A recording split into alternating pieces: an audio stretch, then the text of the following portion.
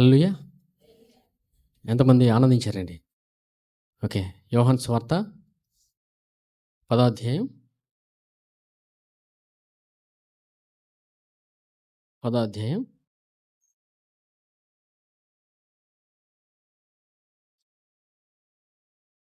27వ వచనం చూడండి. నా గొర్రెలు నా స్వరము వినును, నేను వాటిని ఎరుగుదును, అవి నన్ను వెంబడించును. నేను వాటికి నిత్యజీవం నిచ్చుచున్నాను గనుక అవి ఎన్నటికి నశింపవు. ఎవడును వాటిని నా చేతిలో నుండి అపహరింపడు. హల్లెలూయా! ఇక్కడ యేసుప్రభు వారు ఏం చెప్తున్నారండి? నా గొర్రెలు నా స్వరము వినును. ఆయన స్వరం వింటున్నప్పుడు మనం ఏం అనిపిస్తామంటే మన జీవితంలో జీవాన్ని అనిపిస్తాం. ఏమనిపిస్తాం? జీవాన్ని అనిపిస్తాం. ప్రతిదినం అనిపిస్తామండి. ఇదే వచనం చెప్తుంది. నా గొర్రెలు నా స్వరం వినును, నేను వాటిని ఎరుగుదును, అవి నన్ను వెంబడించును. నేను వాటికి నిత్యజీవం ఇచ్చున్నాను గనుక అవి ఎన్నటికి నశింపవు. ఎవడును వాటిని నా చేతిలో నుండి అపహరింపడు. హల్లెలూయా! మనం ఎవరి చేతిలో ఉన్నామండి ఇప్పుడు? యేసుప్రభు చేతిలో ఉన్నాం. ఆయన చేతిలో నుంచి ఏ అపవాది, ఏ దుష్టుడు దొంగిలించలేడండి. మనం ఎవరి చేతిలో ఉన్నాం? యేసుప్రభు చేతిలో ఉన్నాం. ఆయన చేతిలో ఉన్నప్పుడు మనకేముంటుంది? ప్రతిరోజు ధైర్యం ఉంటుంది. ఏముంటుందండి? ధైర్యం ఉంటుంది. ఏ భయం ఉండదు. ముందుకెళ్ళిపోగలం. ఎందుకంటే ఆయన శిలువ బలియాగం ద్వారా మనల్ని ఏం చేశారు? ఆయన నీతిమంతులుగా తీర్చారు. ఆయన ఏమన్నారు పక్షవాయు గల రోగితో? ధైర్యం తెచ్చుకునుము, నీ పాపములు క్షమింపబడి ఉన్నవని. ఇదనం మన పాపములన్నీ క్షమించబడ్డాయండి. హల్లెలూయా! ఎవరు క్షమించారు? యేసు ప్రభు శిలువలో మన పాత, ప్రస్తుత, భవిష్యత్ ప్రతి పాపాన్ని ఆయన క్షమించి వేశాడు. మనల్ని నీతిమంతులుగా తీర్చాడు. హల్లెలూయా! మనల్ని నీతిమంతులుగా ఆయన తీర్చాడండి. ఇదే ప్రతిదినము నమ్మాలి మనం. సరే, దేవుని స్వరాన్ని విని బైబిల్లో అనేక మంది ముందుకెళ్ళారండి. అందులో ప్రాముఖ్యమైన వ్యక్తి ఎవరు? బైబిల్లో ఆయన స్వరాన్ని విని ముందుకెళ్ళాడు. ఆ వ్యక్తి ఎవరు? ప్రాముఖ్యమైన వ్యక్తి పాత నిబంధనలో దావీదండి. పాత నిబంధనలో దావీదు ఆయన స్వరాన్ని విని ముందుకెళ్ళాడు. హల్లెలూయా! చూడండి, కీర్తనలు 29వ కీర్తన చూడండి. 29వ కీర్తన 4వ వచనం. కీర్తనలు 29 4వ వచనం చూడండి. యెహోవా స్వరము బలమైనది, యెహోవా స్వరము ప్రభావము గలది, యెహోవా స్వరము దేవదారు వృక్షములను విరచును. యెహోవా లెబానోను దేవదారు వృక్షములను ముక్కలుగా విరచును. దూడవలే అవి గంతులు వేయినట్లు ఆయన చేయును. లెబానోను సిరియోను గురుపోతు పిల్లల వలె గంతులు వేయినట్లు ఆయన చేయును. యెహోవా స్వరము అగ్నిజ్వాలను ప్రజ్వలింపజేయుచున్నది. యెహోవా స్వరము అరణ్యమును కదలించును. హల్లెలూయా! యెహోవా స్వరం ఏం చేస్తుందండి? అరణ్యాన్ని కదలిస్తుంది. ఆయన స్వరము బలమైనది, ఆయన స్వరము ప్రభావము గలది. ఆయన స్వరంలో బలం ఉన్నప్పుడు మనకేం వస్తుంది? విన్నప్పుడు ఏమొస్తుందండి? బలమే వస్తుంది. బలమైన ఆహారం తీసుకుంటే బలమే వస్తుందండి. హల్లెలూయా! బలం లేని ఆహారం తీసుకుంటే బలం ఉండదు. మనకు తెలిసండి ఆహారం తినే విషయంలో ఎప్పుడు బలమైనది తినాలని, ప్రోటీన్ ఉండే ఫుడ్ తీసుకోవాలని మనందరికీ తెలుసు. కానీ ఎక్కడ మనిషి అజ్ఞానంగా ప్రవర్తిస్తాడంటే ఆహారం తినే విషయంలో జ్ఞానాన్ని వాడు. ఏం వాడండి? ఆహారం తీసుకునే విషయంలో జ్ఞానాన్ని వాడు. హల్లెలూయా! సరే, ఇంకా చూద్దాం చూడండి. ఇంకా దేవుని స్వరంలో ఉన్న గొప్పతనాన్ని చూద్దాం. 119వ కీర్తన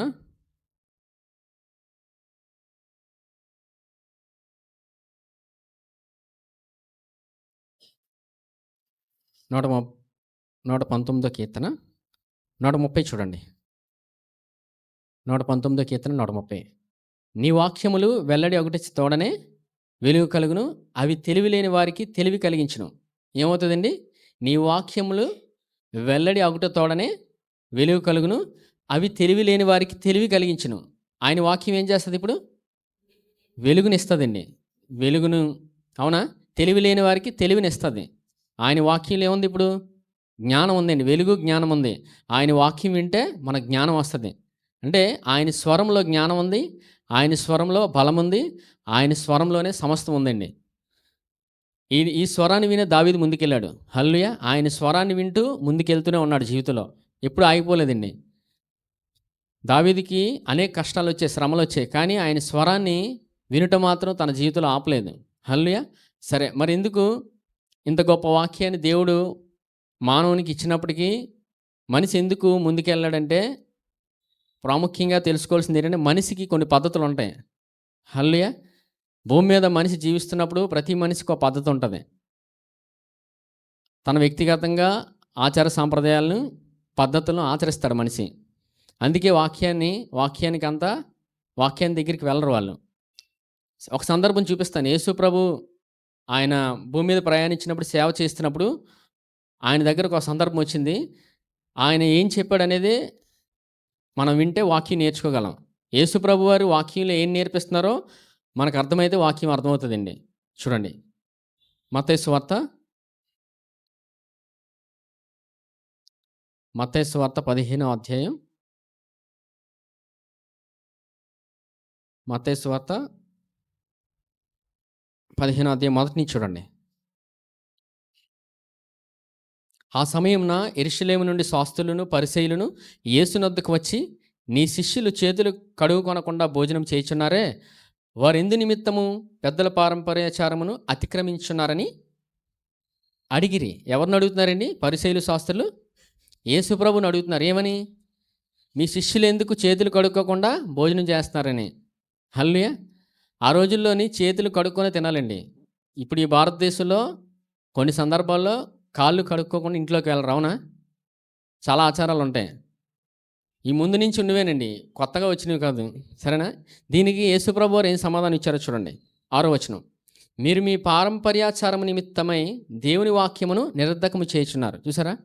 ఆచార సాంప్రదాయాల్లో మునిగిపోయి మనిషి దేవుని వాక్యాన్ని నిరర్ధకం చేస్తున్నాడండి. దేవుని వాక్యం దగ్గరికి వెళ్ళడు. అంటే దేవుడు ఇంత గొప్ప కృపావాక్యాన్ని ఇచ్చినప్పుడు కూడా మనిషి ఎందుకు దేవుని వాక్యం తీసుకోలేకపోతున్నాడంటే, ఆచార సాంప్రదాయాలు, మనిషికున్న పద్ధతులు, అందులోనే ఉండిపోతున్నాడు. అందుకే దేవుని వాక్యంలో ఉన్న జ్ఞానాన్ని అనుభవించలేకపోతున్నాడు. హల్లెలూయా. చూడండి, మనిషి మంచి ఆహారం తీసుకోవడానికి ఇష్టపడతాడు, అవునా? మనందరికీ తెలుసు. మంచి ఆహారం తీసుకుంటే ఆరోగ్యం వస్తుంది, బలం వస్తుంది. బయట ఫుడ్ తీసుకుంటే, ఫాస్ట్ ఫుడ్ తీసుకుంటే ఏమవుతుందండి? జంక్ ఫుడ్ తీసుకుంటే ఏమవుతుంది? అనారోగ్యం వస్తుంది. ఈ పద్ధతులు కూడా అటువంటివేనండి. ఆచార సాంప్రదాయాలు అనేవి ఫాస్ట్ ఫుడ్ లాంటివి, అవునా? రోడ్డు మీద దొరుకుతాయి అవి. బలమైన ఆహారం ఎక్కడ దొరుకుతుంది? ఎక్కడ దొరుకుతుందండి? ఇంట్లో దొరుకుతుంది, అవునా? బయట ఫుడ్ తీసుకుంటే ఏమవుతుంది? అనారోగ్యం వస్తుంది. ఇంట్లో ఫుడ్ తీసుకుంటే ఆరోగ్యం వస్తుంది. ఎందుకంటే ఇంట్లో మనకు నచ్చింది, మనకి ఇష్టమైనది వండుకుంటాం కాబట్టి. ప్రోటీన్ ఉండే ఫుడ్ మనందరికి తెలుసు. కానీ భూమి మీద బ్రతికే విషయంలో జ్ఞానం లేకుండా మనిషి ఎందుకు వెళ్ళిపోతాడంటే, ఆచార సాంప్రదాయాలు, ఇందులోనే మనిషి ఉండిపోతాడు, అవునా? మనందరికి తెలుసు కదండి. ఈ సందర్భం యేసుప్రభు మాట్లాడుతున్నారు. చూసారా? యేసుప్రభు వారు ఏం మాట్లాడారు? మీరు మీ పారంపర్యాచారం నిమిత్తమే దేవుని వాక్యమును నిరర్ధకము చేయుచున్నారు. సరే, చూడండి 7వ వచనం. వేషధారులారా, ఈ ప్రజలు తమ పెదవులతో నన్ను గణపరచుదురు గాని వారి హృదయం నాకు దూరముగా ఉన్నది. మనుషులు కల్పించిన పద్ధతులు దైవోపదేశములని బోధించు వారు నన్ను వ్యర్థముగా ఆరాధించున్నారు. చూసారా? మనిషి పద్ధతుల్లోని వారు కల్పించుకున్నారు పద్ధతులు. మనుషులు తన పద్ధతులు, ఆచారాలు పెట్టుకొని దేవుని వాక్యాన్ని దూరం పెట్టేశారు. దీని ద్వారా ఏం జరుగుతుందో చూడండి. ఈ సందర్భం గురించి యేసుప్రభు శిష్యులు అడుగుతారండి, వారికి అర్థమవక. 15వ వచనం చూడండి. అందుకు పేతురు, ఈ ఉపమాన భావం మాకు తెలుపమని ఆయన అడుగుగా, ఆయన, మీరును ఇంతవరకు అవివేకులై ఉన్నారా?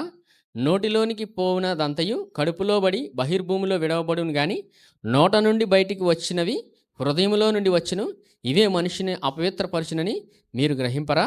సరే, ఇప్పుడు నోటితోని కడుపులోకి వెళ్ళి మనిషిని అపవిత్రపరచవండి, అవునా? హృదయంలో నుంచి వచ్చే మాటలు మనిషిని అపవిత్రపరుస్తాయి, అవునా? ఇక్కడ యేసుప్రభు వారు చెప్తుంది ఏంటంటే, ఆ రోజుల్లోని ఆచార సాంప్రదాయాలు మునిగిపోయిన పరిసయ్యులు, శాస్త్రులు ఏమంటున్నారు? మీ శిష్యులు చేతులు కడుక్కోకుండా భోజనం చేస్తారని. అలా భోజనం చేస్తే ఏమవుతారు? అపవిత్రులు అవుతారంట. యేసుప్రభు వారు ఇచ్చిన సమాధానం ఏంటి? శిష్యులు అడిగినప్పుడు ఆ భావం అర్థం, తినే ఆహారాన్ని బట్టి మనిషి అపవిత్రుడు అయిపోడు. హృదయంలో నుంచి మాటలు వస్తాయి. ఎక్కడి నుంచి వస్తాయండి? హృదయంలో నుంచి మాటలు వస్తాయి, వ్యర్థమైన మాటలు అవి. చూడండి 19వ వచనం నుంచి వివరించారు. దురాలోచనలు, నరహత్యలు, వ్యభిచారములు, వేశ్యాగమనములు, దొంగతనములు, అబద్ధ సాక్ష్యములు, దేవదూషణలు హృదయములో నుండియే వచ్చును. సరే, ఎక్కడి నుంచి వస్తాయండి? హృదయంలో నుండి వస్తాయి. మనిషి భూమి మీద జ్ఞానం లేకుండా నచ్చినట్టు ప్రవర్తిస్తే హృదయంలోంచి ఏమొస్తున్నాయి? దురాలోచనలు, చెడ్డవి వస్తున్నాయండి. ఎందుకంటే మనిషిది పడిపోయిన స్వభావం అండి. ఎక్కడి నుంచి పడిపోయాడు మనిషి? దేవుడు మనిషి గొప్ప ఆధిక్యత ఇచ్చాడు, అవునా? ఎవరు పడిపోయారు? మొట్టమొదటిగా ఆదాం పడిపోయాడండి. ఆదాం పడిపోయిన తర్వాత మానవులందరికీ ఏం సంక్రమించింది? పాపం సంక్రమించింది. దానివల్ల మనిషి నచ్చినట్టు ప్రవర్తిస్తున్నాడు.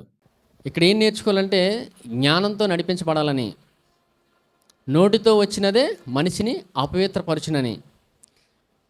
మరి నోటి నుంచి ఏం రావాలి? ఇప్పుడు నోటి నుంచి ఏం రావాలండి? నోటి నుంచి జీవం విడుదలవ్వాలి, అవునా?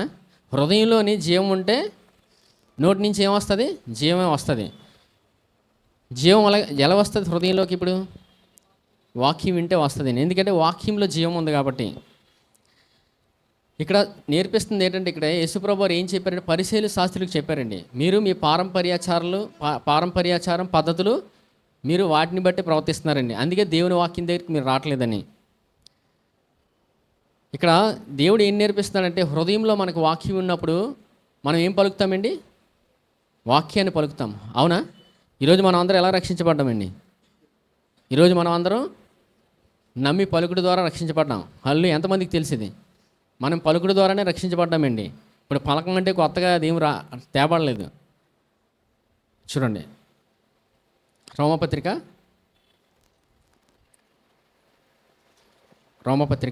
10వ అధ్యాయం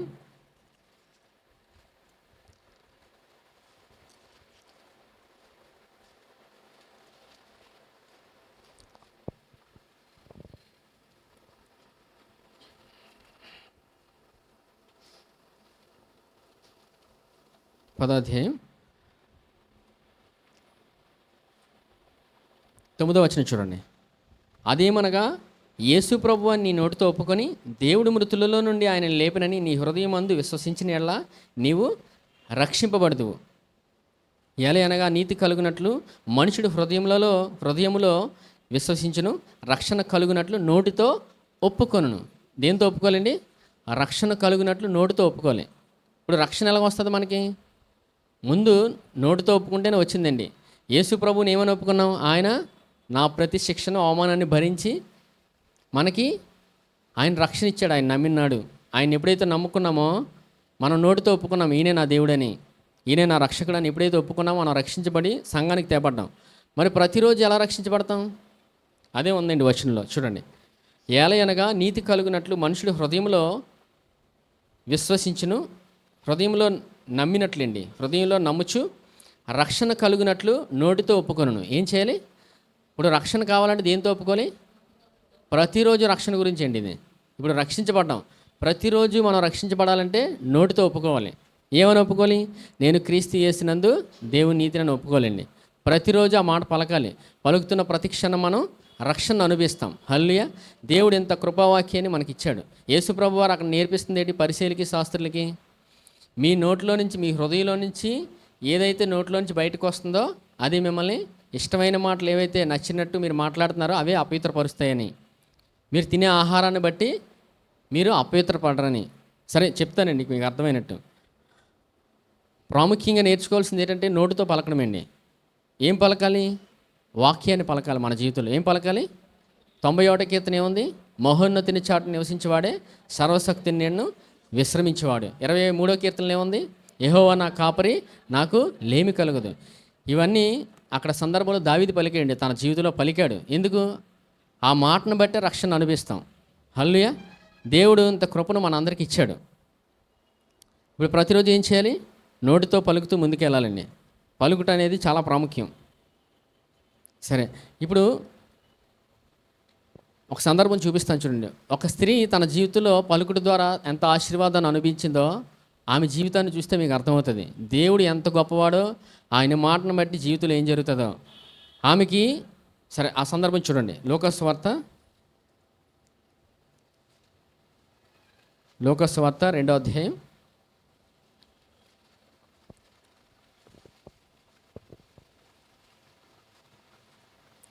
లూకా సువార్త 2వ అధ్యాయం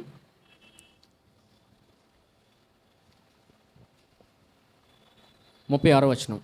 లూకా సువార్త 2వ అధ్యాయం 36వ వచనం. మరియు అసేరు గోత్రికురాలను పెనీయేలు కుమార్తెనైన అన్నా అను ఒక ప్రవక్తి ఉండెను. ఆమె కన్యాత్వం మొదలు 7 ఏండ్లు పెనిమిటితో సంసారం చేసి బహుకాలము గడిచినదై 84 సంవత్సరములు విధవరాలై ఉండి దేవాలయం విడుక ఉపవాస ప్రార్థనలతో రేయింబగలు సేవ చేయుచుండెను.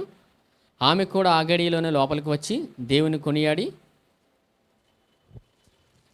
యెరూషలేములో విమోచన కొరకు కనిపెట్టుచున్న వారందరితో ఆయనను గురించి మాట్లాడుచుండెను. ఆమె ఎవరి గురించి మాట్లాడుతుందండి? యేసు ప్రభు గురించి మాట్లాడుతుందండి. ఆమె వయసు ఎంత? 84 సంవత్సరాలు. అప్పటికి ఆమె విధవరాలుగా ఉంది. అవునా? ఈ లెక్క కడితే చాలా ఎక్కువ సంవత్సరాలు బ్రతికిందండి ఆవిడ. ఆమె చిన్నతనంలోనే వివాహం జరిగింది ఆమెకి. ఆమె పేరేంటండి? అషేరు గోత్రికురాలను పెనీయేలు కుమార్తెనైన అన్న. ఆవిడ పేరు అన్న అండి. అన్న అంటే దేవుని కృప అని అర్థం. అన్న ఏంటి? దేవుని కృప అని అర్థం అండి. ఆమె ఏం చేసింది? భర్తతో ఎన్ని సంవత్సరాలు ఉంది? 7 ఏండ్లు ఉంది. అవునా? తర్వాత భర్త లేడు. 84 సంవత్సరాలు ఆమె విధవరాలుగానే బతికింది. ఎక్కడుంది? దేవుని ఆలయంలో ఉందండి. దేవుని ఆలయంలో యేసు ప్రభు గురించి ప్రకటిస్తుంది. ఎవరి గురించి అండి? యేసు ప్రభు గురించి, విమోచన గురించి వెతికే ఎవరైతే విమోచన గురించి ఎదుగుతున్నారో రక్షణ కోసం వారికి యేసు ప్రభు గురించి బోధిస్తుంది. హల్లెలూయా. ఆమెకు తోడెవరండి ఇప్పుడు? యేసు ప్రభే. 84 సంవత్సరాలు బ్రతికింది ఆమె. హల్లెలూయా. ఆమె ముగింపు ఇంకా చూపించలేదు క్లుప్తంగా. 84 సంవత్సరాలు ఆమె పెళ్లి చేసుకున్న సమయం, ఆమె భర్తతో ఉన్నది లెక్క పెట్టుకుంటే 100 సంవత్సరాలకి ఎక్కువే బతికింది. హల్లెలూయా. ఆమెకి దేవుడు తోడుగా ఉండి నడిపించాడండి. ఏం పలికింది ఆమె నోటితో? ఏం పలికిందండి? యేసు ప్రభు గురించి పలికింది. చూడండి 38వ వచనం. ఆమె కూడా ఆ గడియలోనే లోపలికి వచ్చి దేవుని కొనియాడి యెరూషలేములో విమోచన కొరకు కనిపెట్టుచున్న వారందరితో ఆయనను గూర్చి మాట్లాడుచుండెను. చూసారా? ఆమె ఒక స్త్రీ. ఎవరి గురించి మాట్లాడుతుంది? యేసు ప్రభు గురించి మాట్లాడుతుందండి. ఆమె హృదయం అంతా ఎవరున్నారు? యేసు ప్రభే ఉన్నారు. యేసు ప్రభు గురించి హృదయంలో నింపుకుంటే ఆయన గురించే వస్తాయండి మాటలు. వేరేది నింపుకుంటే వేరే వస్తాయి. అవునా? యేసు ప్రభు గురించి మనం వినకపోతే మన నోటి నుంచి వేరే మాటలు వస్తాయి.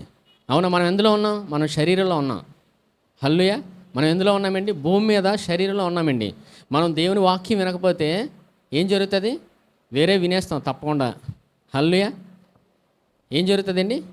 యేసు ప్రభు వారు ఒక ఉపమానం చెప్తారు కదా. ఏ ఉపమానం అండి? కొన్ని విత్తనముల గురించి మాట్లాడతారు. కొన్ని విత్తనములు దారి మధ్యలో పడిపోయినప్పుడు ఏమవుతుంది? అపవాది వచ్చి ఎత్తుకెళ్ళిపోతాడు. ఆ ఎత్తుకెళ్ళిపోవడం ఏంటంటే దేవుని మాట వస్తుంది, బయట నుంచి కూడా మాట వస్తుందండి. ఈ రెండిట్లోని మనిషి ఏది ఎంచుకుంటే అందులో ఉన్నట్టే. దేవుని మాట ఎంచుకోకుండా బయట మాటలు ఎంచుకున్నప్పుడు దాన్ని అపవాది మాటను ఎత్తుకెళ్ళిపోవడం ఏంటి అర్థం. ఎంతమందికి అర్థమైందండి? బయట నుంచి కూడా మాటలు వస్తాయండి. బయట నుంచి కూడా ఆచార సాంప్రదాయాలు వస్తాయి. నువ్వు ఇలా చెయ్యు, నువ్వు అలా చేయని వస్తుంటాయి బయట నుంచి. దేవుని మాట సంఘంలో నుంచి వస్తుందండి. ఆమె దేవుని వాక్యాన్ని అనుభవించింది సంఘంలో నుంచింది. దేవుని ఆలయంలో అనుభవించింది. ఆమె జీవితం అంతా దేవుని గురించి తెలుసుకొని యేసు ప్రభు గురించి, ఆయన గురించి ప్రకటించింది. అందుకే అన్ని సంవత్సరాలు బ్రతకగలిగింది. ఇది పాత నిబంధన, కొత్త నిబంధన అండి. కొత్త నిబంధనలో ఈమె పేరేంటండి? అన్న. ఆమె దేవుని కృపను పొందుకుంది. హల్లెలూయా. ఎక్కడ? దేవుని ఆలయంలో. ఇది కొత్త నిబంధన అన్న. ఈమె పాత నిబంధనలో కూడా అన్న ఉందండి. హల్లెలూయా. ఆవిడ ఎక్కడుంది? మొదటి సమయంలో ఉంటుంది. ఇంటికి వెళ్ళి చదువుకోండి. ఆమె దేవుని ఆలయంలో దేవుడికి మొరపెడుతుంది. ఏమని? పిల్లలు లేరని. ఆమెకి జవాబు ఎక్కడొచ్చింది? దేవుని ఆలయంలోనే.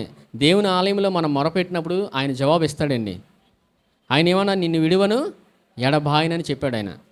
మనం నోటి మాట పలుకుతున్నప్పుడు యేసు ప్రభు గురించి మన జీవితంలోని జీవాన్ని అనిపిస్తాం. హల్లెలూయా. యేసు ప్రభు గురించి కాకుండా ఇంకే మాట పలికినా ఏమనిపిస్తాం? వేరేది అనిపిస్తాం. ఎందుకంటే మాటను బట్టే ఉంటుందండి. ఇప్పుడు చూడండి, ఒక మనిషిని మనం పొగిడితే ఆనందం వస్తుంది, తిడితే కోపం వస్తుంది. అవునా? హల్లెలూయా. అందుకే మన మాట పలికేటప్పుడు జాగ్రత్తగా ఉండాలండి. మీరు ఇంకా చూస్తే యాకోబులో ఉంటుంది నాలుగు కోసం. అవునా? మనిషి శరీరం అంతా 4 కంట్రోల్‌లో ఉంటది. అవునా? నాలుకే ప్రాముఖ్యమని ఉంటది. నాలుకని జాగ్రత్తగా చూసుకోమని. కానీ ఇక్కడ దేవుడు ఎంత కృపనిచ్చాడంటే, మనకి అలాంటి జ్ఞానం కూడా లేనప్పుడు దేవుడు కృపనిచ్చి నడిపిస్తాడు. ఎంతమంది నమ్ముతున్నారు? అలాంటి స్థితిలో నేను లేను. నాకేం అర్థం అవ్వట్లేదు వాక్యం. మీరు చెప్తున్నారు నిజమే. నమ్మితే పలికితే అయిపోద్దా? నా హృదయానికి అర్థం అవ్వట్లేదు. నా మనసుకి అర్థం అవ్వట్లేదు అని అన్నప్పుడు దేవుడు కృపనిస్తాడు. ఎందుకంటే దేవుడు యేసుప్రభు ఎంత మంచివాడంటే, యేసుప్రభు తిరిగి లేచిన తర్వాత ఎవరు నమ్మలేదండి ప్రాముఖ్యంగా? యేసుప్రభు శిష్యులే నమ్మలేదు ఆయన్ని. ఎవరు నమ్మలేదు? యేసుప్రభు శిష్యులే నమ్మలేదు. ఆయనతో ఉన్నవారే నమ్మలేదు ఆయన్ని. ఆయన పునరుద్ధరణి తిరిగి లేచిన తర్వాత సమాధి దగ్గరికి ఏ స్త్రీ వెళ్ళిందండి? మగ్దలేని మరియ ఎళ్లి ఆయన ఎవరైనా ఎత్తుకెళ్ళిపోయారేమో అని ఎతుక్కుంటుంది. అవునా? ఆయన ఏమన్నాడు? నేను తిరిగి లెగిస్తానన్నాడు. హల్లెలూయా! ఆయన చెప్పాడంటే లెగిస్తాడా లేదండి? ఆ మాట నమ్మకే ఆమె ఎతుక్కుంటుంది ఆయన ఎవరో ఎత్తుకెళ్ళిపోయారని. తర్వాత ఆమె యొద్దకు ఆయనే వచ్చి నేను లెగిచానని ఎళ్లి శిష్యులకు చెప్పంటాడు. అవునా? ఆయనే ప్రత్యక్షపరుచుకుంటాడండి. ఆమెకి అపనమ్మకం ఉంది అక్కడ. నమ్మలేదు. కానీ ఆయనే ప్రత్యక్షపరుచుకున్నాడు. ఎళ్లి ప్రకటించిందా లేదండి యేసుప్రభు కోసం? ఆయన గురించి మనం తెలుసుకున్నప్పుడు మనం ప్రకటిస్తామండి. ఆమె ఎళ్లి శిష్యులకు చెప్పినప్పుడు వారేం చేశారు? వారు కూడా నమ్మలేదు. హల్లెలూయా! చూసారా? దేవుడు ఒక మధ్యలో ఒక మనిషిని వాడి చెప్తున్నా సరే మనుషులు నమ్మరు. మరలా ఆయనే వచ్చి ప్రత్యక్షపరుచుకుంటాడండి. ఎందుకంటే ఆయన మహిమ దేహంలో ఉన్నాడు. శిష్యులందరూ గదిలో ఉన్నప్పుడు ఆయన వచ్చి ప్రత్యక్షపరుచుకొని మీరెళ్లి సర్వ సృష్టికి నా సువార్తను ప్రకటించండి అని చెప్పాడు. ఎళ్లి ప్రకటించారా లేదండి? ప్రకటించారు. ఈరోజు సువార్త ఆ విధంగానే మన దగ్గరికి వచ్చింది. వారే ప్రకటించకపోతే ఈరోజు మనకు సువార్త లేదు. ఆయన మనుషుల్ని వాడుకొని సువార్తను ప్రకటించమని ఆయన పంపిస్తాడండి. హల్లెలూయా! మనుషుల్నే భూమి మీద వాడుకుంటాడు. మరలా ఆయన రారండి. ఆయన మరలా వచ్చేది ఎప్పుడు? సంఘాన్ని తీసుకెళ్ళిపోవడానికి ఒకరోజు వస్తున్నాడు ఆయన. ఎప్పుడు వస్తాడు ఆయన? ఆ సమయం దగ్గరలో ఉందండి. ఇప్పుడు మనం నేర్చుకోవాల్సింది ఏంటి ఆయన గురించి? వాక్యంలోనే. ఆయన వాక్యంలో ఉన్నాడు మన మధ్యలోనే. ఆయన గురించి తెలుసుకున్న ప్రతి క్షణం మనం జీవాన్ని అనుభవిస్తాం. ఏమనిపిస్తామండి? మనం జీవంతో వాక్యాన్ని వాక్యంలో ఉన్న జీవాన్ని మన హృదయంలో నింపుకున్నప్పుడు మన నోటి నుంచి ఏమొస్తదండి? జీవం వస్తది. ఎందుకంటే జీవమరణములు నాలుక వశం. మనం జీవం పలికితే జీవం కనబడతది. మరణం పలికితే మరణమే కనబడతదండి. అక్కడ యేసుప్రభు వారు అదే చెప్పారు. మీ నోటి మాట ద్వారానే ఉంటదని. మీరు తినే ఆహారాన్ని బట్టి ఉండదని. అందుకే ఇప్పుడు మనం ఎటువంటి వాక్యాన్ని వినాలి? కృపావాక్యాన్ని వినాలండి. కృపావాక్యం వింటే మన హృదయంలో కృపావాక్యమే ఉంటది. జీవం విడుదలవుతది. కృపావాక్యం వింటే జీవం విడుదలవుతదండి. కృపావాక్యం కాకుండా ఏ వాక్యం విన్నా జీవం విడుదలవ్వదు. హల్లెలూయా! ఎందుకంటే కృప అంటేనే యేసుప్రభు. ఆయన సిలువ కార్యం గురించి తెలుసుకోవడమే భూమి మీద. ప్రాముఖ్యమైనదే ఆయన సిలువ కార్యమండి. ఆయన సిలువ కార్యం గురించి మనం ఎంతగా వింటామో ఈ భూమి మీద జీవాన్ని అనుభవిస్తాం. అన్న ఏమనిపించిందండి? జీవాన్ని అనుభవించింది. ఎన్ని సంవత్సరాలు బ్రతికింది ఆవిడ? 100 సంవత్సరాలు దాటి బతికిందామె. హల్లెలూయా! ఎవరి గురించి ప్రకటించింది? యేసుప్రభు గురించి అండి. యేసుప్రభు గురించి మనం తెలుసుకుంటే చాలు ఈ భూమి మీద. హల్లెలూయా! సరే. ఎందుకంటే యేసుప్రభు గురించి మనం తెలుసుకుంటే ఏం విడుదలవుతుంటదంటే ఇంకా జ్ఞానం విడుదలవుతదండి. ఏం విడుదలవుతది? జ్ఞానాన్ని భూమి మీద బైబిల్‌లో ఉన్న మనుషులందరూ కొంతమంది అనుభవించారు. ఆయన ఎంచుకున్న మనుషులందరూ. మొట్టమొదటి జ్ఞానం ఎవరు? ఇజ్రాయేలు ప్రజల్లో జ్ఞానవంతుడు సొలొమోన్ అండి.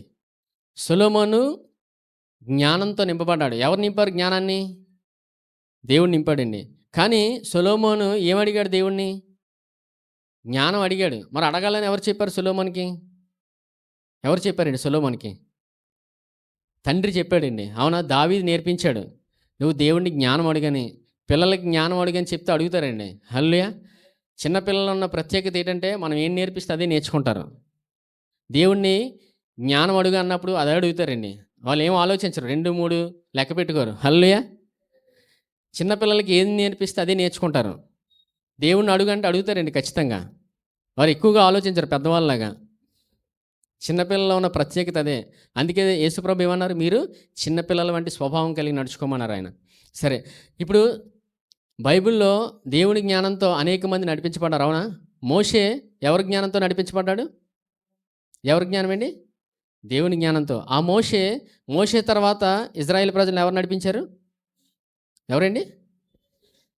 యెహోషువ నడిపించాడండి. యెహోషువని అభిషేకించినప్పుడు మోషే ఏం మాట పలికాడో చూడండి. ద్వితీయోపదేశకాండం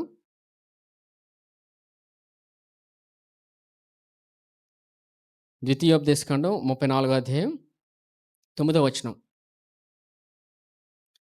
ద్వితీయోపదేశకాండం 34వ అధ్యాయం 9వ వచనం. మోషే తన చేతులను నూను కుమారుడైన యెహోషువ మీద ఉంచి ఉండెను గనుక అతడు జ్ఞానాత్మపూరుడాయను. కాబట్టి ఇజ్రాయేలీయులు అతని మాట విని యెహోవా మోషేకు ఆజ్ఞాపించినట్లు చేసిరి. మోషే ఏం చేశాడండి? యెహోషువ మీద చేతులు ఉంచాడు. ఏమని?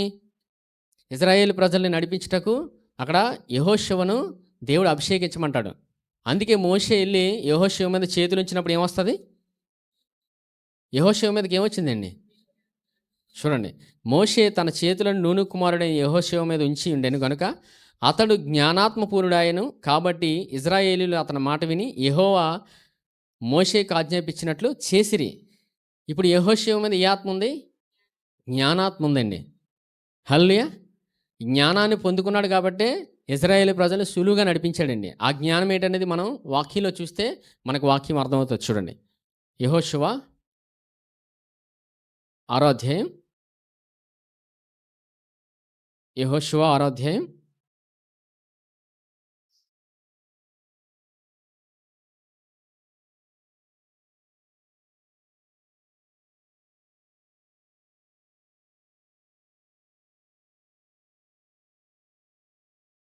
చూడండి.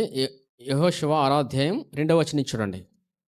అప్పుడు యెహోవా యెహోషువతో ఇట్లనెను, చూడుము, నేను యెరికోను దాని రాజును పరాక్రమలు గల శూరులను నీ చేతికి అప్పగించున్నాను. మీరందరూ యుద్ధ సన్నద్ధులై పట్టణమును ఆవరించి యొక్కమారు దాని చుట్టూ తిరగవలెను. ఇక్కడ దేవుడు యెహోషువతో మాట్లాడుతున్నాడండి. నేను మీకు విజయాన్ని ఇస్తానని, యెరికో మీద విజయాన్ని ఇస్తానని దేవుడు మాట ఇచ్చాడు. ఎవరికి? యెహోషువకి. ఇక్కడ యెహోషువ ఎలా నడిపించబడ్డాడో జాగ్రత్తగా చూడండి. ఇది గమనిస్తే మీకు వాక్యం అర్థమవుతుంది. యెహోషువ 6వ అధ్యాయం 9వ వచనం నుంచి చూడండి. యోధులు బూరలను ఊదుచున్న యాజకులకు ముందుగా నడిచిరి. దండు వెనుకటి భాగము మందసము వెంబడి వచ్చెను. యాజకులు వెళ్ళుచు బూరలు ఊదుచుండేరి. మరి యెహోషువ, మీరు కేకలు వేయుడని నేను మీతో చెప్పు దినము వరకు మీరు కేకలు వేయవద్దు, మీ కంఠధ్వని వినబడనీయవద్దు, మీ నోట నుండి ఏ ధ్వని రావలదు. నేను చెప్పినప్పుడే మీరు కేకలు వేయవలనని జనులకి ఆజ్ఞ ఇచ్చెను. ఇక్కడ యెహోషువ ఏం చెప్తున్నాడండి? నేను చెప్పినప్పుడే మిమ్మల్ని మీరు అరండి అని అంటున్నాడు. అవునా? ఇక్కడ యెహోషువ ఎవరండి? నాయకుడండి. ఈ నాయకుని వాడుకొని ఇజ్రాయేల్ ప్రజల్ని ఏ విధంగా నడిపిస్తున్నాడు చూడండి. ఎందుకు అలా చెప్పాడంటే యెహోషువ చెప్పినప్పుడే వాళ్ళు అరాలండి, అప్పటి వరకు అరకూడదు. హల్లెలూయా. 11వ వచనం. అట్లు యెహోవా మందసము ఆ పట్టణమును చుట్టుకొని యెరికో మారి దాని చుట్టూ తిరిగిన తర్వాత వారు పాలెములో చొచ్చి రాత్రి పాలెములో గడిపిరి. ఉదయమున యెహోషువ లేవగా యాజకులు యెహోవా మందసమును ఎత్తుకొని మోసిరి. 7 యాజకులు పొట్టేలు కొమ్ము బోర్లను 7 పట్టుకొని నిలువక యెహోవా మందసమునకు ముందుగా నడుచు బూరలు ఊదుచు వచ్చిరి. యోధులు వారికి ముందుగా నడిచిరి. దండు వెనుకటి భాగము యెహోవా మందసము వెంబడి వచ్చెను. యాజకులు వెలుచు బూరలు ఊదుచు వచ్చిరి. ఇక్కడ ఉన్న ప్రక్రియ ఏంటంటే వారి మధ్యలో ఎవరున్నారండి? మందసం ఉందండి. ఎవరున్నారు? మందసం ఎవరికి సూచన? యేసుప్రభుకు సూచన. మందసాన్ని తీసుకెళ్తున్నప్పుడు యాజకులు మందసాన్ని మోస్తూ బూరలు ఊతున్నారండి. చూడండి 13వ వచనం. 7 యాజకులు పొట్టేలు కొమ్ము బూరలను 7 పట్టుకొని నిలువక యెహోవా మందసమునకు ముందుగా నడుచుచు బూరలు ఊదుచు వచ్చిరి. యోధులు వారికి ముందుగా నడిచిరి. దండు వెనుకటి భాగము యెహోవా మందసం వెంబడి వచ్చెను. యాజకులు వెలుచు బూరలు ఊదుచు వచ్చిరి. ఇక్కడ సందర్భం ఏంటంటే యెహోషువ చెప్పాడండి, మీరు మందసం వెళ్తున్నప్పుడు బూరలు ఊదండి అని. హల్లెలూయా. మీకు ఒక సందర్భంలో చెప్పాను. పొట్టేలు కొమ్ము ఏంటండి? ఎవరికి సూచన? పొట్టేలు కొమ్ము యేసుప్రభుకు సూచన. ఆ ధ్వని వచ్చినప్పుడు వారు అరవాలండి. అంతవరకు యెహోషువ మౌనంగానే ఉండమన్నాడు. 20వ వచనం చూడండి. యాజకులు బూరలు ఊదగా ప్రజలు కేకలు వేసిరి. ఆ బూరల ధ్వని వినినప్పుడు ప్రజలు ఆర్భాటముగా కేకలు వేయగా ప్రాకారము కూలెను. ప్రజలందరూ తమ ఎదుటికి చక్కగా పట్టణ ప్రాకారం ఎక్కి పట్టణమును పట్టుకొనిరి. ఏమొచ్చిందండి? బూరలు ఊదగా ప్రజలు కేకలు వేశారు. అంతవరకు కేకలు వేయలేదండి. అక్కడ ఆజ్ఞ ఇచ్చాడు ఎవరు? యెహోషువ. నేను చెప్పినప్పుడే మీరు కేకలు వేయాలని. ఎప్పుడు అరవాలి వారు? ఎప్పుడు అరాలండి? బూరధ్వని వచ్చినప్పుడేనండి. ఆ శబ్దం వచ్చినప్పుడు వారు విని అరవాలి. హల్లెలూయా! ఎందుకంటే నచ్చినట్టు అరిచేయకూడదండి. అక్కడ ఒక పద్ధతి ఉంది. హల్లెలూయా! యెహోషువని దేవుడు పెట్టాడంటే ఒక నాయకుడిని, ఆ నాయకుడి ద్వారానే ప్రజలతో మాట్లాడతాడండి. ఏం చెప్తున్నాడనేది జాగ్రత్తగా వినాలి. ఏం చెప్పాడు యెహోషువ? ధ్వని వచ్చినప్పుడు అరవమన్నాడు. ఆ పొట్టేలు కొమ్ము స్వరం ఏమొస్తుందండి? ఎవరి గురించి వస్తుంది? యేసు ప్రభు గురించి వస్తుందండి. ఆయన గురించి ఎప్పుడైతే విన్నారో వారికి విశ్వాసం వచ్చింది. హల్లెలూయా! అప్పుడే వారు ఏం చేశారు? అరిచారు. అరిచినప్పుడు ఏమైంది? యాజకులు బూరలు ఊదగా ప్రజలు కేకలు వేసిరి. ఆ బూరల ధ్వని వినినప్పుడు ప్రజలు ఆర్భాటముగా కేకలు వేయగా ప్రాకారం కూలెను. ప్రజలందరూ తమ ఎదుటికి చక్కగా పట్టణ ప్రాకారం ఎక్కి పట్టణమును పట్టుకొనిరి. చూసారా? దేవుడిచ్చిన వాగ్దానం నెరవేరింది. ఎలా నెరవేరింది? వారు కనాను దేశంలోకి ప్రయాణిస్తున్నప్పుడు వీరికి ఇవ్వబడుతున్న పట్టణాలని వీరు స్వాధీనపరుచుకుంటున్నారు. హల్లెలూయా! ఎలా స్వాధీనపరుచుకున్నారు? ఎలా స్వాధీనపరుచుకున్నారండి ఇక్కడ? బూరధ్వని విని అరిచారండి. ఆ బూరధ్వని ఎవరిది? యేసు ప్రభు అండి. యేసు ప్రభు గురించి యెహోషువకు బోధించబడిందండి. అదే జ్ఞానం. హల్లెలూయా! ఎంతమందికి అర్థమవుతుందండి వాక్యం? నమ్మి పలకడమే జ్ఞానం అండి. ఇక్కడ యెహోషువ నేర్చుకున్న గొప్ప జ్ఞానం ఏంటంటే యేసు ప్రభు గురించే. అదే ఆ జ్ఞానాత్మ వచ్చింది. జ్ఞానాత్మ వచ్చినప్పుడు ప్రజల్ని ఎలా నడిపించాలో యెహోషువ నేర్చుకున్నాడు. వారి మధ్యలో ఎవరున్నారు? మందసం ఉంది. మందసం ఎవరికి సూచన? యేసు ప్రభుకి సూచన అండి. ఆ ధ్వని ఎవరికి సూచన? యేసు ప్రభుకే సూచన. పాత నిబంధనలో ఉన్న ధ్వని యేసు ప్రభుకి సూచన అండి. ఎందుకంటే బలి అర్పణ జరిగితే గాని ఆ గొర్రె కొమ్ము వారి చేతిలోకి రాదు. అవునా? ఆ గొర్రె కొమ్ము అరుస్తున్న శబ్దం ఏంటి? యేసు ప్రభు గురించండి. యేసు ప్రభు గురించి మనం యేసు ప్రభు గురించి మనం విన్నప్పుడు మనకు విశ్వాసం వస్తది. ఏమొస్తది? విన్నప్పుడు మనం మాట్లాడగలమండి.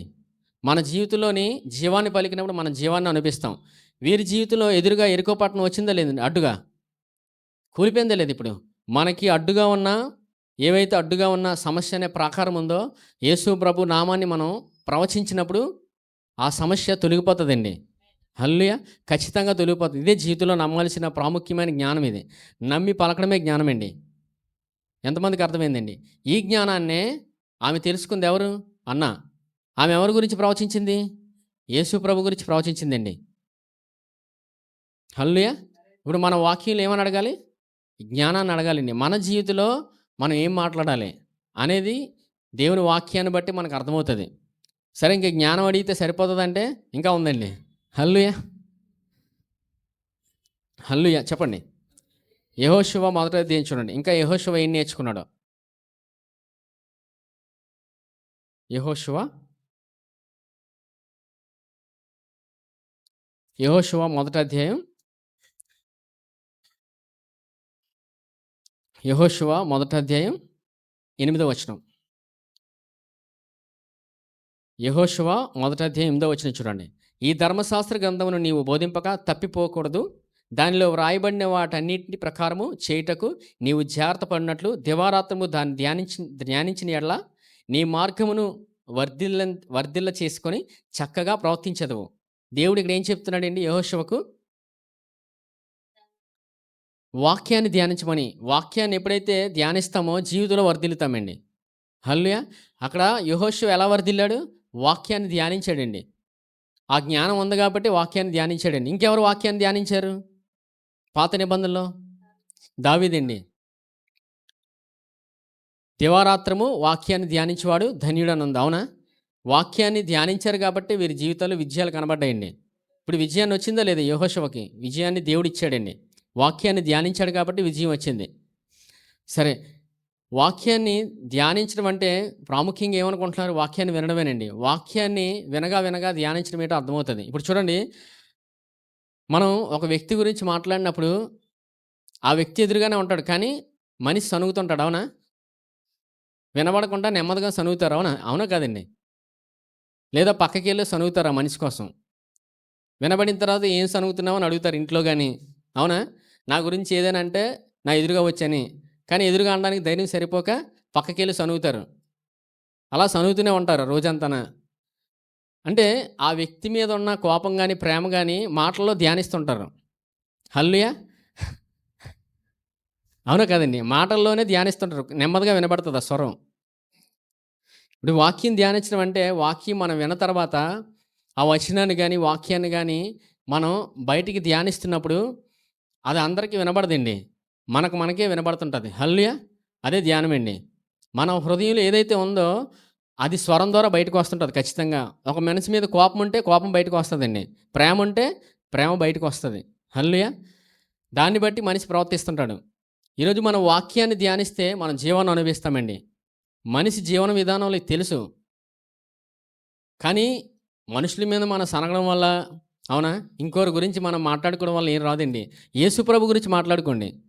జీవితంలోని జీవాన్ని అనుభవిస్తారు. హల్లెలూయా! మనుషుల గురించి మనం అనుకుంటే ఏ ఉపయోగం ఉండదు.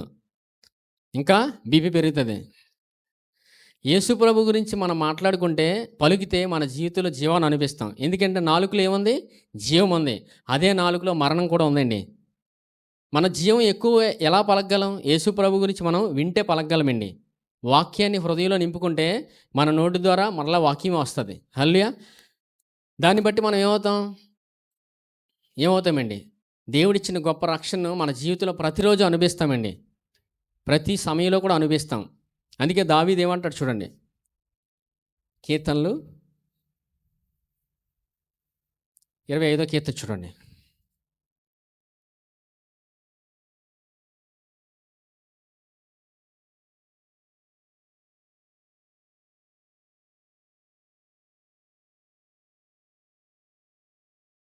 కీర్తనలు 25 4 వచనం. యెహోవా నీ మార్గములను నాకు తెలియజేయము, నీ త్రోవలను నాకు తేటపరచము. నన్ను నీ సత్యమును అనుసరింపచేసి నాకు ఉపదేశము చేయుము. నీవే నా రక్షణకర్తవైన దేవుడవు. దినమెల్లా నీ కొరకు కనిపెట్టుచున్నాను. చూసారా? ఈ జ్ఞానం ఉంది కాబట్టే దావీదు ఆ కీర్తన రాయగలిగాడండి. దేవుని దగ్గరే తన బ్రతికే జీవితంలో జ్ఞానం వస్తదని, తన బ్రతికే జీవితంలో మార్గాలన్నీ సరళంగా ఉంటాయని, తన బ్రతికే జీవితంలో మార్గమంతా సక్రమంగా ఉంటదని దావీదుకి తెలుసు. అందుకే దేవుడిని అడుగుతున్నాడు చూడండి. యెహోవా నీ మార్గములను నాకు తెలియజేయము, నీ త్రోవలను నాకు తేటపరచుము. నన్ను నీ సత్యమును అనుసరింపజేసి నాకు ఉపదేశము చేయము. దేవుడిని అడుగుతున్నాడు, దేవా నాకు వాక్యాన్ని బోధించండి అని. మనం కూడా దేవుణ్ణి అడిగినప్పుడు దేవుడు మనకు బోధిస్తాడండి. హల్లెలూయా! అడిగితే బోధిస్తాడండి. ఎందుకు అడగాలో వాక్యంలో ప్రాముఖ్యంగా అది జవాబండి, అడగడమే. ఇక్కడ ఏమడుగుతున్నాడు దావీదు? వాక్యాన్ని బోధించమని అడుగుతున్నాడు దేవుణ్ణి. ఆ జ్ఞానం ఉంది కాబట్టి అడగగలిగాడండి. జ్ఞానం లేని వారు అడగలేరు. హల్లెలూయా! సరే, ఆ జ్ఞానం ఏంటో చూదురు చూడండి.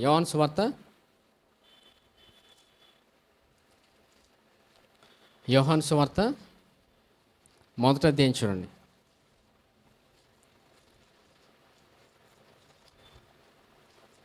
యోహాను సువార్త మొదటి అధ్యాయం 12వ వచనం. యోహాను సువార్త మొదటి అధ్యాయం 12వ వచనం.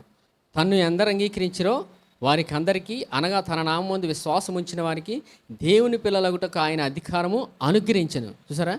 దేవుని పిల్లలగుటకు ఆయన అధికారాన్ని ఇచ్చాడండి మనకి. ఈరోజు మనందరం ఎవరు? దేవుని పిల్లలమండి. అదే అధికారం. మనం ఆ అధికారం కలిగి ఉన్నామని నమ్మిన వారు ఆయన అడుగుతారండి. అడగడమే అధికారం. హల్లెలూయా! ఈరోజు అడగడం ఏంటంటే దేవుణ్ణి అధికారం అండి. ఆ అధికారాన్ని మనం వాడుకోవాలి. హల్లెలూయా! దేవుణ్ణి అడగడమే అధికారం. ఎందుకంటే యేసు ప్రభు వారే చెప్పారు చూడండి. మార్కు సువార్త అడిగితే ఏం జరుగుతుందో. మార్కు సువార్త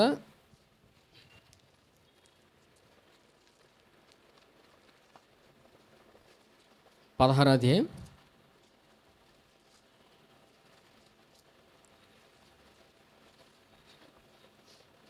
17వ వచనం. 16వ అధ్యాయం 17వ వచనం అండి. నమ్మిన వారి వలన ఈ సూచక్రియలు కనబడును. ఏమనగా నా నామమున దయ్యములను వెలగొట్టుదురు, క్రొత్త భాషలు మాట్లాడుదురు, పాములను ఎత్తిపట్టుకొందురు, మరణకరమైనది ఏది త్రాగినను అది వారికి హాని చేయదు, రోగుల మీద చేతులుంచినప్పుడు వారు స్వస్థత నొందుదురని వారితో చెప్పెను. ఇలాగూ ప్రభువైన యేసు వారితో మాట్లాడిన తర్వాత పరలోకమునకు చేర్చుకొనబడి దేవుని కుడిపార్శ్వమున ఆసీనుడయ్యాను. ఇప్పుడు ఎవరు చెప్పారండి ఈ మాట? యేసు ప్రభు చెప్పారండి. ఎవరు చెప్పట్లేదు. ఎవరు చెప్పారండి ఈ మాట?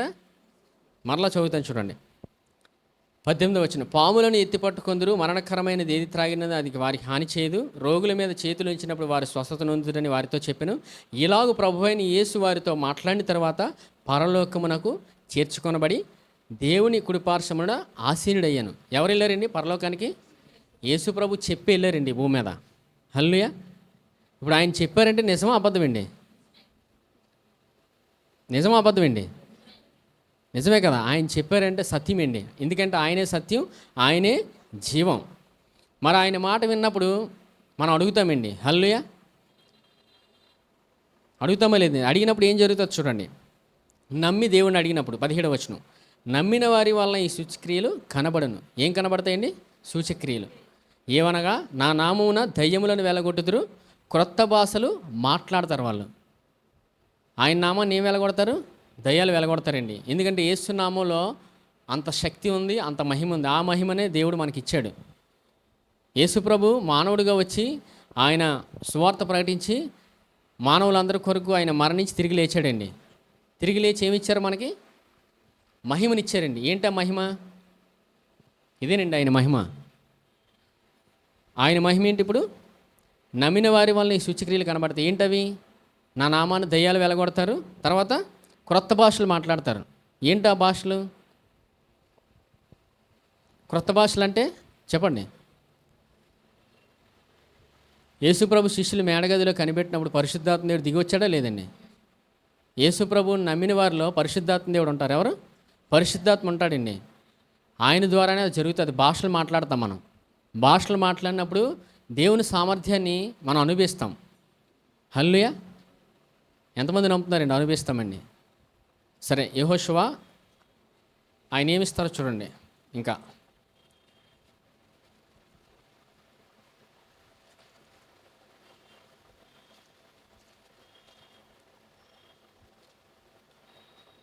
యెహోషువ 15వ అధ్యాయం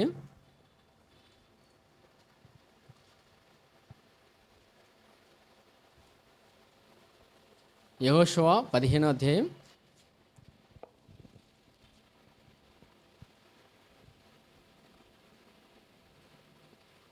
17వ వచనం చూడండి. యెహోషువ 15వ అధ్యాయం 17వ వచనం.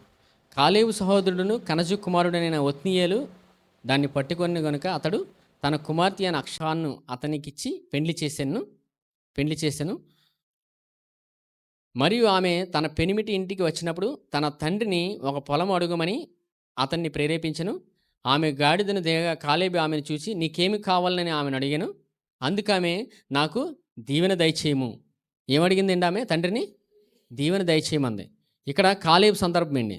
ఎవరు కాలేబు? ఎవరండి? కాలేబు, యెహోషువ ఇద్దరు మాత్రమే కనాను దేశానికి వెళ్ళి అక్కడ ఉన్న పరిస్థితులు చూసి వచ్చారండి. ఏమని చెప్పారు దేవుడి కోసం? మనం దేవుని సామర్థ్యంతో జయించగలమని. ఆ పలికిన వ్యక్తిలో ఒకడే కాలేబే. హల్లెలూయా. యెహోషువ పలికాడు, కాలేబు పలికాడండి. అవునా? 12 మందిని ఎవరు పంపించారు? మోషే పంపించాడు. ఇద్దరులో ఎవరు పలికారు మనం జయించగలమని దేవుని సామర్థ్యంతో? ఎవరు? కాలేబు, యెహోషువ అండి. ఆ కాలేబే ఈ కాలేబే అండి. ఎంతమందికి అర్థమైంది ఇప్పుడు? సరే, ఇప్పుడు ఈ కాలేబు తండ్రిగా వ్యవహరిస్తున్నాడండి. ఎవరి దగ్గర? కూతురి దగ్గర. చూడండి 18వ వచనం. మరియు ఆమె తన పెనిమిటి ఇంటికి వచ్చినప్పుడు తన తండ్రిని ఒక పొలం అడుగుమని అతన్ని ప్రేరేపించెను. ఆమె గాడిదను దిగగా కాలేబు ఆమెను చూచి నీకేమి కావాలని ఆమెను అడిగాను. చూసారా? ఇంకా తండ్రికి ఆమె హృదయం తెలిసండి. అక్కడ సందర్భం ఏంటంటే కాలేబు ఒత్నీయేలుకి కాలేబు తన కుమార్తెనిచ్చి పెళ్లి చేస్తాడు. పెళ్లి చేసిన తర్వాత ఈమె తన తండ్రిని ఒక స్థలం అడుగుతుంది. ఆ స్థలానికి కావలసిన వనరులు కూడా అడుగుతుంది. హల్లెలూయా. ఇంకా ఆమె అడక్కముందే ఆయన ఇస్తాడండి. అది దేవుని హృదయం. ఇక్కడ కాలేబు తండ్రి హృదయంతో పోల్చి ఉన్నాడండి.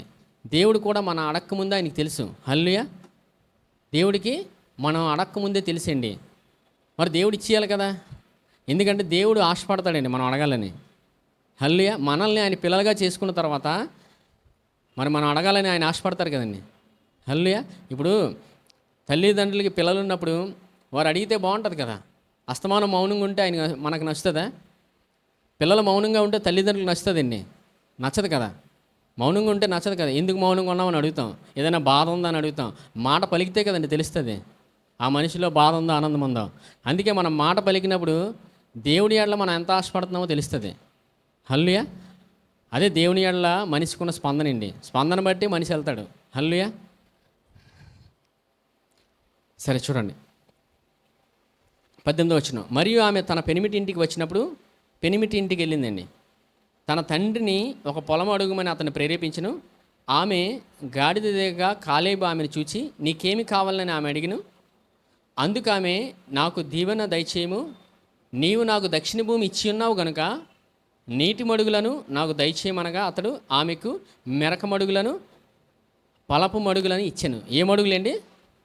మెరక మడుగులు, పలపు మడుగులు ఇచ్చాడు. అంటే ఆమెకి ఒక స్థలం ఇవ్వబడింది ఆల్రెడీ. ఏ స్థలం? దక్షిణ భూమి కాలేబు కూతురికి ఇచ్చాడండి. ఏమిచ్చాడండి? దక్షిణ భూమి ఇచ్చాడు. కానీ ఆ దక్షిణ భూమిలో ఏం లేవు? నీరు లేదు. అది ఒక ఎడారి. అలాంటి భూమికి వనరులు కావాలని కూతురు అడిగింది. కూతురు అడిగినప్పుడు తండ్రి ఇస్తాడా లేదండి? సరే, ఎంత అద్భుతంగా ఇచ్చాడో చూడండి 19వ వచనం. అందుకు ఆమె నాకు దీవెన దయచేయము, నీవు నాకు దక్షిణ భూమి ఇచ్చి ఉన్నావు గనుక నీటి మడుగులను నాకు దయచేయమనగా అతడు ఆమెకు మెరక మడుగులను పలపు మడుగులను ఇచ్చాను. హల్లెలూయా. మెరప మడుగులు అంటే పలప మడుగులు ఆ దేశంలో కావలసిన వనరులండి. నీటి మడుగులు అవి. వారు ఆ ఎడారిలో బ్రతకడానికి, సమృద్ధిగా బ్రతకడానికి తండ్రి ఇచ్చాడండి. ఈరోజు తండ్రి అని దేవుడు మనకు కూడా ఇచ్చాడండి. హల్లెలూయా. అదే ఆయన సామర్థ్యం అండి. మన వాక్యం వింటున్నప్పుడు ఆయన సామర్థ్యం మనలో నుండి పనిచేస్తుంది. ఇప్పుడు మనలో ఎవరున్నారు? పరిశుద్ధాత్మ దేవుడు ఉన్నాడు. అవునా? ప్రతి ఒక్కరిలోని పరిశుద్ధాత్మ దేవుడు ఉన్నాడండి. ఆయన ప్రతి ఒక్కరి జీవితంలో ఆయన వ్యక్తిగతంగా డైరెక్ట్ చేస్తాడండి. హల్లెలూయా. ఇప్పుడు మెరక మడుగులు అంటే చెప్తాను చూడండి. మెరక మడుగులు అంటే దేవుని పరిచర్య చేయవారికి అండి ఇది. హల్లెలూయా. దేవుని సేవ చేసేవారికి దేవుని సన్నిధిలో పరలోకం నుంచి ఆయన అభిషేకం వస్తుంది. హల్లెలూయా. అదే ఆయన సామర్థ్యం అండి. దేవుని సేవ చేయడం అంటే అది మనిషి సామర్థ్యాన్ని బట్టి జరగదు. హల్లెలూయా. ఎవరి సామర్థ్యాన్ని బట్టి జరుగుతుంది? దేవుని పరిచర్య జరుగుతున్నప్పుడు, ఆయన పని జరుగుతున్నప్పుడు ఆయన అభిషేకంతో నడిపించబడతారు ఆ వ్యక్తులు. దేవుని పని అంత ప్రాముఖ్యం. హల్లెలూయా. ఈ భూమి మీద మనిషి ఆయన పని చేయాలంటే అది ఆయన సామర్థ్యాన్ని బట్టే చేయగలడు, మనిషి సామర్థ్యాన్ని బట్టి జరగదు. హల్లెలూయా. సరే, ఇప్పుడు పల్లపు మడుగులు అంటే చూద్దాం. పల్లపు మడుగులు అంటే ఇది ప్రతి ఒక్కరి జీవితంలో ఉన్న పరిశుద్ధాత్మ అండి. పరిశుద్ధాత్మ ప్రతి ఒక్కరిలోనే ఉండి ఆయన నడిపిస్తాడు వాక్యాన్ని జ్ఞాపకం చేస్తూ. ఇదే పల్లపు మడుగులు. ఇది ఎవరికి ఇచ్చారు? తండ్రి అని దేవుడు మనకి ఇచ్చాడండి. హల్లెలూయా. మనం అడక్కముందే ఇచ్చాడండి ఆయన. అదే దేవుని హృదయం. ఇక్కడ తండ్రి కూతురికి ఇచ్చాడో లేదండి? ఆమె హృదయాన్ని తెలుసుకొని ఈరోజు తండ్రి అని దేవుడు మనకిచ్చాడండి. ఎవరి ద్వారా? యేసు ప్రభు ద్వారా. యేసు ప్రభుని తండ్రి అని దేవుడు మనకి ఇచ్చాడంటే మనం ఈ కలిగి ఉన్నాం ఆల్రెడీ. హల్లెలూయా. మనలోని ఆయన ఉంచాడు. చూడండి, ఒక వచనం చూపిస్తాను. మత్తయి సువార్త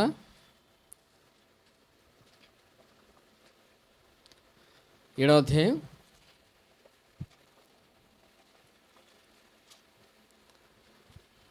7వ అధ్యాయం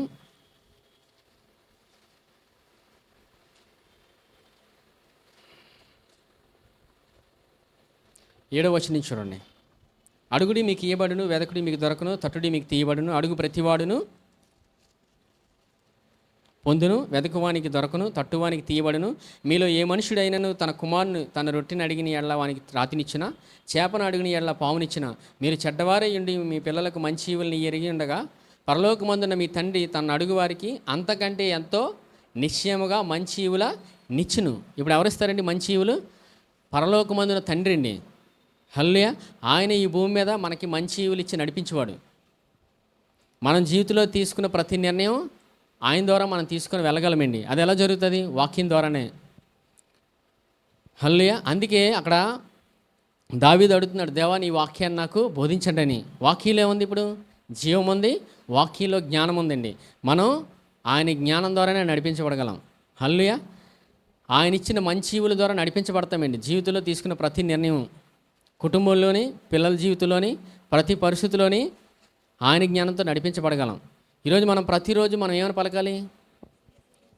నేను క్రీస్తు యేసునందు దేవుని నీతిని మాట పలుకుతూ ముందుకు వెళ్ళిపోవడమేనండి. అదే ఆయన ధ్వని. హల్లెలూయా. ఇశ్రాయేలు ప్రజలు జయించారా లేదండి? ఆయన శబ్దం వినబడినప్పుడు వారు అరిచారు.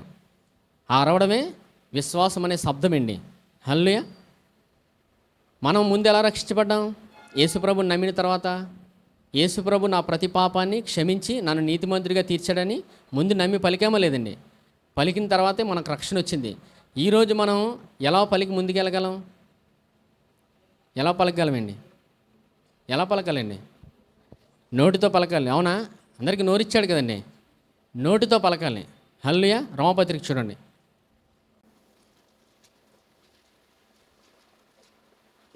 రోమపత్రిక 10వ అధ్యాయం, రోమపత్రిక 10వ అధ్యాయం 10వ వచనం. ఏలయనగా నీతి కలుగునట్లు మనుషుడు హృదయంలో విశ్వసించును, రక్షణ కలుగునట్లు నోటితో ఒప్పుకొనును. ఏం జరుగుతుందండి? రక్షణ కలుగునట్లు.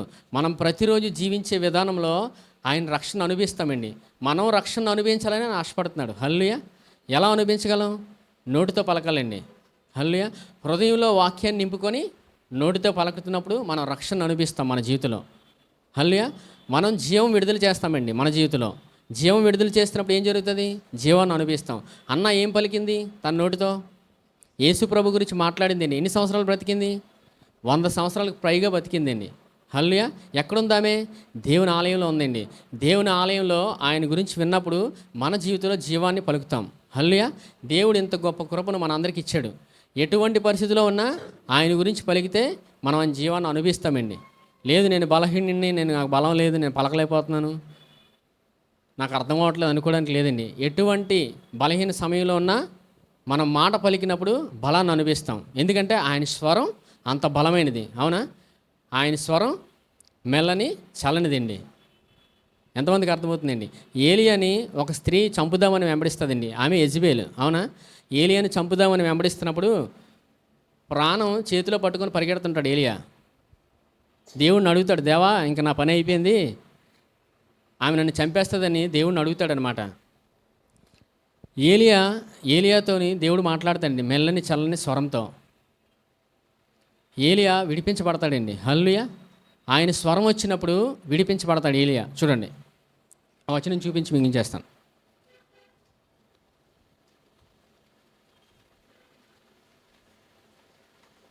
మొదటి రాజులు 19వ అధ్యాయం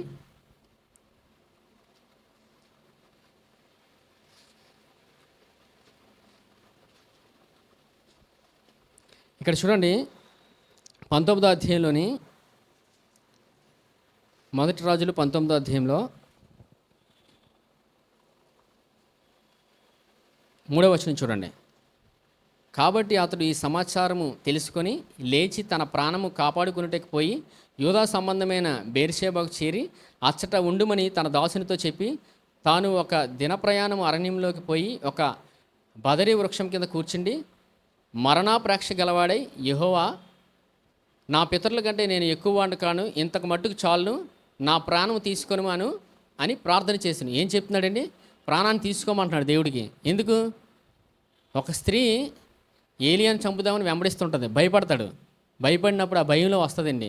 కానీ దేవుడు అద్భుతమైన కృప చూడండి. 12వ వచనం. ఆ భూకంపమైన తరువాత మెరుపు పుట్టిన కానీ ఆ మెరుపునందు యెహోవా ప్రత్యక్షం కాలేదు. మెరుపు ఆగిపోగా మిక్కిలి నిమ్మలముగా మాట్లాడు ఒక స్వరము వినబడెను. ఎవరికి వినబడిందండి? మిక్కిలి నిమ్మలముగా ఒక స్వరం వినబడిందండి. ఎవరికి?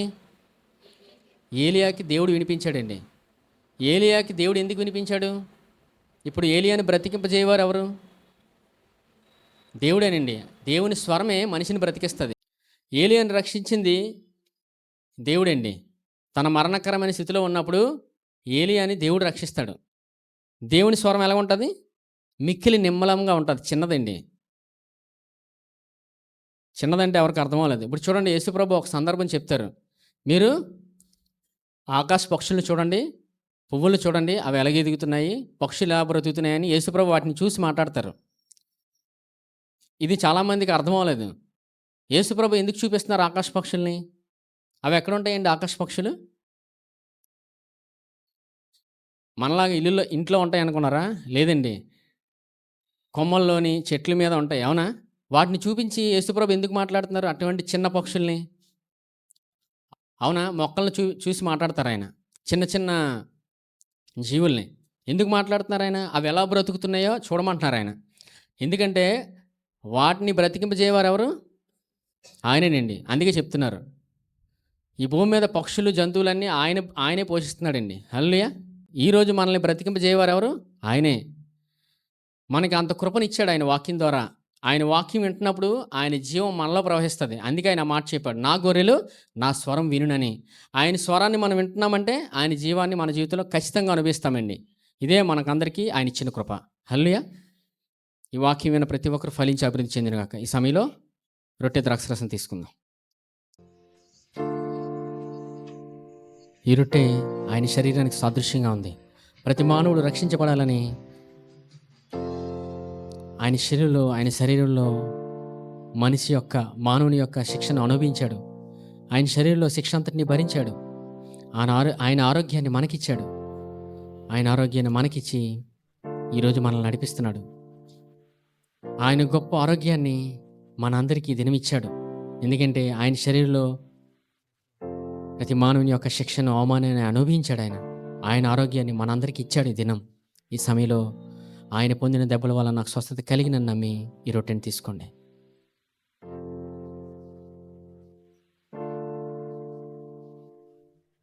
ఈ పాత్రలోనిది ఆయన రక్తానికి సాదృశ్యంగా ఉంది. ప్రతి మానవుడు రక్షించబడాలని ఆయన రక్తమంతటిని చిందించాడు. ఈ దినం మనలందరినీ ఆయన రక్షించుకొని ఆయన రక్తంతో కడిగి నీతిమంతులుగా తీర్చాడు. ఆయన గొప్ప రక్షణను మనకిచ్చాడు. ఆ రక్షణను మనం ప్రతిదినం అనుభవించాలని ఆయన కృపావాక్యం ద్వారా మనకి బోధించాడు. ఈ దినం మనం ఆశీర్వదించబడాలని, మనం నీతిమంతులు అని నమ్మి ముందుకెళ్ళాలని ఆయన రక్తాన్ని చిందించి ఆయన రక్తంతో మనల్ని కడిగి నీతిమంతులుగా తీర్చాడు. ఇంత గొప్ప కృపను మనందరికీ ఇచ్చాడు. ఈ సమయంలో కూడా నేను క్రీస్తు యేసునందు దేవుని నీతిని నమ్మి ఈ పాత్రలోని తీసుకోండి. పరిశుద్ధుడైన తండ్రి, మీకు వందనాలు దేవా మీ కృపావాక్యం ద్వారా మాతో మాట్లాడిన విధానం బట్టి వందనాలు. అవునయ్యా, మీరు మాకు బోధించేవారు, మీరు మమ్మల్ని నడిపించేవారు.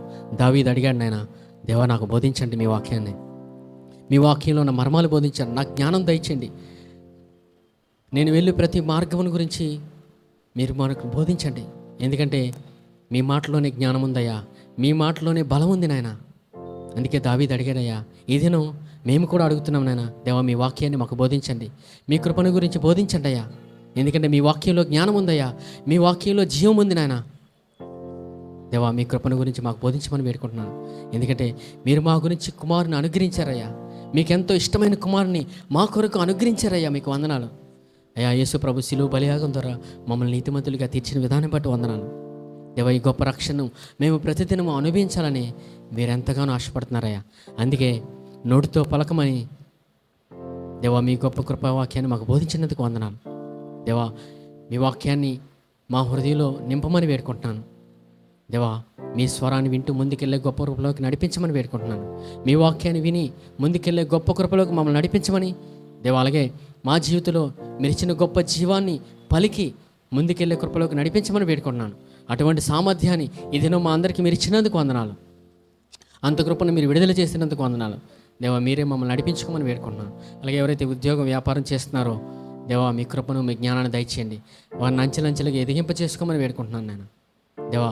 ఎవరైనా మానసికమైన స్థితిలో నలిగిపోతున్నట్లయితే ముట్టి స్వస్థపరచమని వేడుకుంటున్నాను. అనారోగ్య స్థితిలో శరీరంలో నలిగిపోతున్నట్లయితే ముట్టి స్వస్థపరచమని వేడుకుంటున్నాను. ఎందుకంటే స్వస్థపరచువారు మీరు నాయన, బాగు చేయవారు మీరయ్యా దేవా. మీరు స్వస్థపరిచినందుకు వందనాలు దేవా. వీళ్ళందరినీ మీ చేతులకు అప్పగిస్తున్నాను దేవా. మమ్మల్ని అందరినీ మీరు నడిపించుకోమని వేడుకుంటున్నాను. మమ్మల్ని అందరినీ మీరు ముందుకు తీసుకెళ్ళమని వేడుకుంటున్నాను దేవా. మమ్మల్ని అందరినీ మీరు వాడుకొని మీరే మహిమ ఘనత పొందుకోమని నజరేయుడైన యేసుక్రీస్తు నామములో అడిగి వేడుకుంటున్నాను తండ్రి, ఆమేన్. యెహోవా నిన్ను ఆశీర్వదించి నిన్ను కాపాడును గాక. యెహోవా తన సన్నిధి కాంతి ప్రకాశింపచేసి నిన్ను కరుణించును గాక. యెహోవా తన సన్నిధి కాంతి ఉదయింపచేసి నీకు సమాధానము కలుగజేయును గాక. ఆమేన్.